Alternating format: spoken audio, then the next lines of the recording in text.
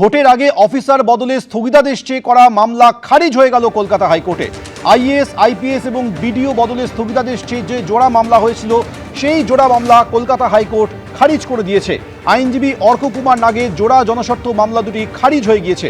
কমিশনের নির্দেশই বহাল রাখল প্রধান বিচারপতি সুজয় পাল এবং বিচারপতি পার্থসারথী সেনের ডিভিশন বেঞ্চ। ভোটের আগে অফিসার বদলে স্থগিতাদেশ চেয়ে করা মামলা খারিজ হয়ে গিয়েছে। আইএএস, আইপিএস এবং বিডিও বদলে স্থগিতাদেশ চেয়ে যে জোড়া মামলা হয়েছিল সেই মামলা দুটি খারিজ হয়ে গিয়েছে।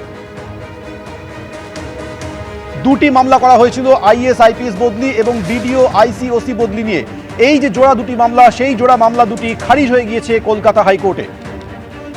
আইনজীবী অর্ক কুমার নাগের জোড়া জনস্বার্থ মামলা খারিজ হয়ে গিয়েছে আজ কলকাতা হাইকোর্টে। কমিশনের নির্দেশই বহাল রেখেছে প্রধান বিচারপতি সুজয় পাল এবং বিচারপতি পার্থসারথী সেনের ডিভিশন বেঞ্চ। আরও বিস্তারিত কথা বলবো, আমাদের প্রতিনিধি সৌভিক মজুমদার আমাদের সঙ্গে রয়েছে। সৌভিক, তার মানে নির্বাচন কমিশন যে সিদ্ধান্ত নিয়েছিল তাতে হস্তক্ষেপ করলো না কলকাতা হাইকোর্ট?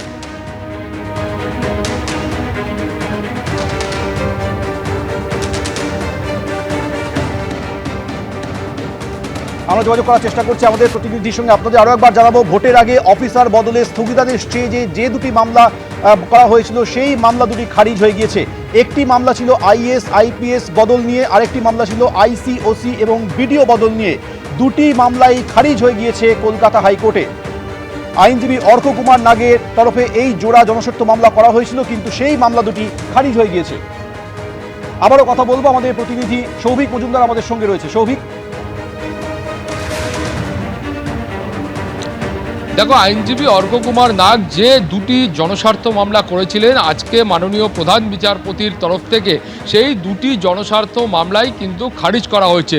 এখন প্রথম যে জনস্বার্থ মামলাটি করা হয়েছিল সেই মামলায় তার বক্তব্য ছিল যে 15ই মার্চ থেকে 19শে মার্চের মধ্যে প্রায় 46 জন আইএএস এবং আইপিএস অফিসারকে বদলি করা হয়েছে এবং এই বদলির সময় রাজ্য সরকারের সঙ্গে কোনো রকম আলোচনা করার প্রয়োজনীয়তা জাতীয় নির্বাচন কমিশন মনে করেনি। সেই কারণেই তারা কলকাতা হাইকোর্টের দ্বারস্থ হয়েছেন এবং দ্বিতীয় যে মামলাটি করা হয়েছিল সেই মামলায় বলা হয়েছিল যে প্রায় 267 জন বিডিও, আইসি এবং ওসি পদমর্যাদার যারা আধিকারিক রয়েছেন, যারা এ রাজ্যের অফিসার রয়েছেন, সেই আধিকারিকদের বদল করেছে জাতীয় নির্বাচন কমিশন এবং ব্যাপক মাত্রায় এই যে আধিকারিকদের বদল করা হয়েছে সেই বদল করার সময়ও একইভাবে কিন্তু রাজ্য সরকারের সঙ্গে কোনো রকম আলাপ আলোচনা করা হয়নি। ফলে এই ধরনের একটা নির্বাচনের আগে এত সংখ্যক আধিকারিককে বদল করলে সেক্ষেত্রে প্রশাসনিকভাবে কাজকর্ম পরিচালনা করার ক্ষেত্রে সরকারের অত্যন্ত অসুবিধার সম্মুখীন হতে হচ্ছে বলে তারা মনে করছেন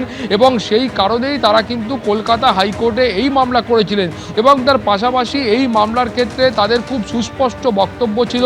তাদের বক্তব্য ছিল যে যারা মাননীয় মুখ্যমন্ত্রীর সঙ্গে যে আইএএস এবং আইপিএস অফিসাররা কাজ করেন, বিশেষত মুখ্য সচিব এবং স্বরাষ্ট্র সচিব, তাদের কিন্তু একটা বিশ্বাসযোগ্যতা অন্য জায়গায় রয়েছে। ফলে সেই আধিকারিকদের বদল করা হলে মুখ্যমন্ত্রীর কাজকে আটকানোর চেষ্টা করা হচ্ছে এবং জাতীয় নির্বাচন কমিশন সেই চেষ্টা করছে বলে এখানে কিন্তু অভিযোগ করা হয়।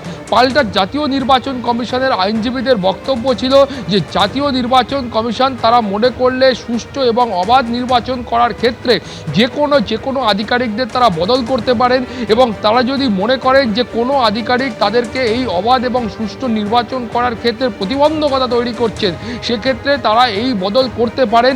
এই মর্মেই কিন্তু আজকে সওয়াল জবাব হয়েছিল এবং তার প্রেক্ষিতে যে রায়দান করা হয়েছে সেখানে পর্যবেক্ষণে মাননীয় প্রধান বিচারপতি তিনি খুব স্পষ্টভাবে লিখেছেন যে এই একই ধরনের মামলার ক্ষেত্রে কর্ণাটক এবং এর পাশাপাশি অন্ধ্রপ্রদেশ এবং অন্যান্য যে হাইকোর্টগুলো আছে সেই হাইকোর্টের যে রায় রয়েছে সেখানেও কিন্তু খুব স্পষ্ট করে বলা হয়েছে যে নির্বাচন কমিশন তারা মনে করলে এই ধরনের বদলি করতে পারেন এবং এই ধরনের বদলি করার ক্ষেত্রে কোনো ধরনের কারণ দর্শাবার বা কারণ দেখাবার কোনো প্রয়োজনীয়তা আছে বলে সেই সমস্ত হাইকোর্ট মনে করছেন না এবং সেটা ধরে নিতে হবে। অর্থাৎ এই ধরনের বদলি করা হলে জাতীয় নির্বাচন কমিশন এই ধরনের বদলি করলে সেটা ধরে নিতে হবে যে অবাধ এবং সুষ্ঠু নির্বাচন করাবার জন্যই এই ধরনের বদলি করা হয়েছে। ফলে জাতীয় নির্বাচন কমিশনের হাতে যে এই বদলি করার ক্ষমতা রয়েছে সেটা গোটা ভারতবর্ষের একাধিক হাইকোর্টের যে রায় রয়েছে, বিভিন্ন রায়, সেখান থেকে স্পষ্ট।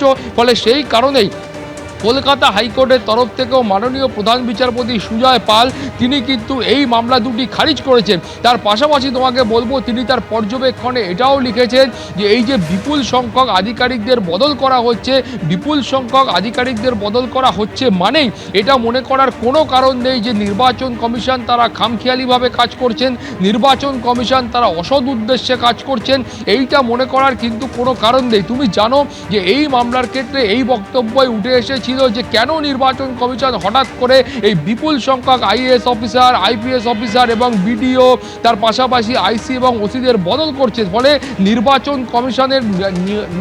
কমিশনের উদ্দেশ্য নিয়ে তারা প্রশ্ন তুলেছিলেন এবং সেখানেই কিন্তু মাননীয় প্রধান বিচারপতির এই পর্যবেক্ষণ যে এই বিপুল সংখ্যক আধিকারিকদের বদল করা হচ্ছে মানেই তারা অসৎ উদ্দেশ্যে করছেন সেইটা ভাববার কোনো কারণ নেই। ফলে আজকের এই যে রায় সেটা কিন্তু অত্যন্ত গুরুত্বপূর্ণ একটি রায়। সৌমেন, সৌভিক আমাদের সঙ্গে থাকো। অর্থাৎ আইএএস, আইপিএস, আইসি, ওসি এবং বিডিওদের নিয়ে দুটি মামলা করা হয়েছিল, দুটি মামলাই আদালত আজ খারিজ করে দিয়েছে। আসছি পরের খবরে। রাজনীতির সঙ্গে তার সম্পর্ক বহুদিনের, বিধানসভা ভোটে লড়াই করার অভিজ্ঞতাও রয়েছে। তিনি নির্বাচিত প্রতিনিধিও। বেহালা পূর্বের বিদায়ী বিধায়ক রত্না চট্টোপাধ্যায়কে এবার বেহালা পশ্চিমে প্রার্থী করেছে তৃণমূল। তাতে অবশ্য খুব বেশি চাপ নিচ্ছেন না রত্না চট্টোপাধ্যায়।